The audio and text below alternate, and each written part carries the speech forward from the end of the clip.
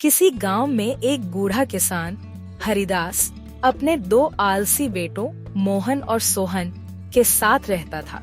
हरिदास की मेहनत और सच्ची लगन से उसकी छोटी सी जमीन पर खेती होती थी, लेकिन उसके दोनों बेटे दिन भर सोते रहते और खेत के काम में कोई मदद नहीं करते थे। हरिदास हमेशा अपने बेटों को मेहनत करने की सलाह देता, लेकिन वे दोनों उसकी सलाहों को नजरअंदाज कर देते और आराम से बैठना पसंद करते।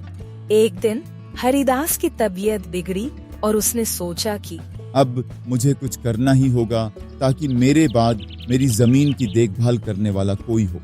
हरिदास ने अपने बेटों को बुलाया और उन्हें एक योजना बताई। उसने कहा कि मैं अपनी जमीन में एक गुप्त खजाना छुपा दूंगा और जो बेटा उस खजाने को खोजेगा उसे आधी जमीन मिल जाएगी। मोहन और सोहन ने इसे एक मजाक समझा, लेकिन हरिदास ने उन्हें यकीन दिलाया कि वह सच बोल रहा है। हरिदास के मरने के बाद मोहन और सोहन ने खुदाई शुरू की, लेकिन उनकी आलसी प्रवृत्ति के कारण उन्होंने जल्दी ही हार मान ली। खुदाई की मेहनत से थककर वे जल्द ही नतीजे से निराश हो गए और छोड़कर बैठ गए।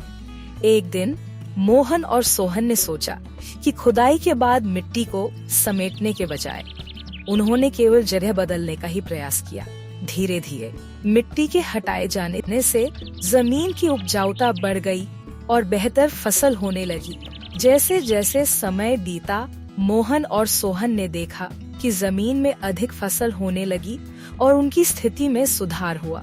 उन्हें समझ में आया कि मेहनत करने से ही परिणाम मिलते हैं। उन्होंने बाप की सलाह का मर्म समझा और खेत में पूरी मेहनत करने लगे।